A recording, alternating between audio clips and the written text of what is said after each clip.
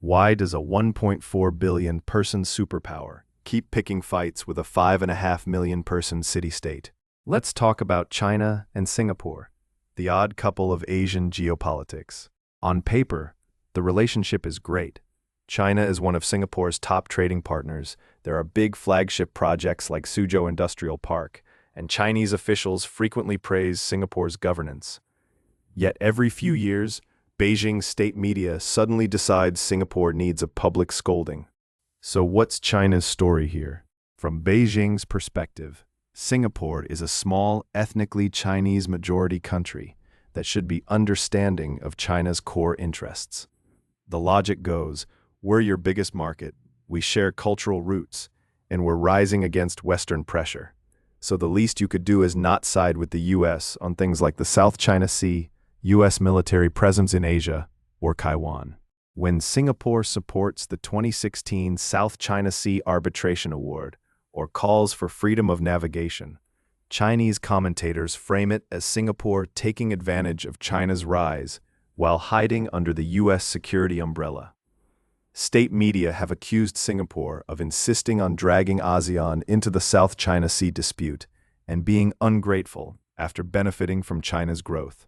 Now, the counterpoint. Look at what Singapore actually does, not what China wishes it would do.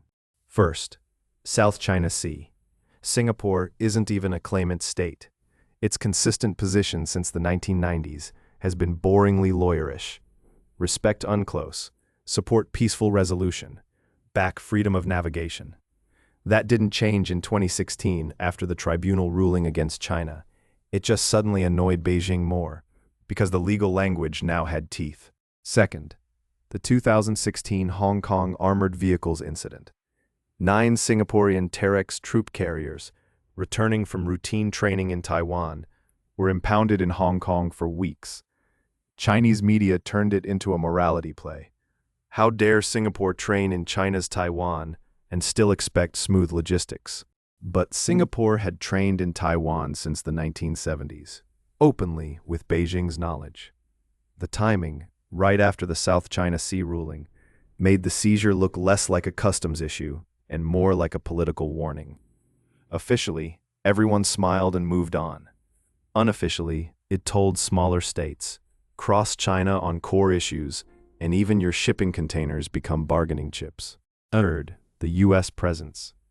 China often paints Singapore as a closet ally of Washington. Reality? Singapore carefully avoids a treaty alliance, but allows the US rotational access to its facilities, while also welcoming Chinese warships for port calls. It buys weapons from multiple suppliers, hosts both US and Chinese naval visits, and repeatedly says it doesn't want to choose sides. In other words, Singapore is doing textbook small state hedging. China interprets that as disloyalty, because the unspoken expectation is not neutrality, but deference. And this is where China overplays its hand. Yes, Beijing has legitimate concerns. It worries that US military access in Singapore helps Washington contain China, and it doesn't like any government engaging with Taiwan in ways that look remotely normal. But expecting Singapore to subordinate its own security and legal preferences to China's feelings is unrealistic. Also, the "we share Chinese culture, therefore you should back Beijing" narrative misreads Singapore entirely. The country has spent decades insisting it is a multiracial, sovereign state, not an overseas Chinese enclave. When Chinese officials hint that Singapore should be more Chinese, it only reinforces why Singapore keeps a careful distance. Ironically, the more Beijing tries to publicly pressure Singapore, the more it undercuts its own message. Singapore's whole brand is, follow international law, keep great powers balanced, don't become anyone's client. So when China punishes it for doing exactly that, other small states notice. The takeaway is not, Singapore betrayed China, but if this is how Beijing treats a friendly, trade-dependent, Chinese majority city-state, imagine how it treats others. A healthier approach?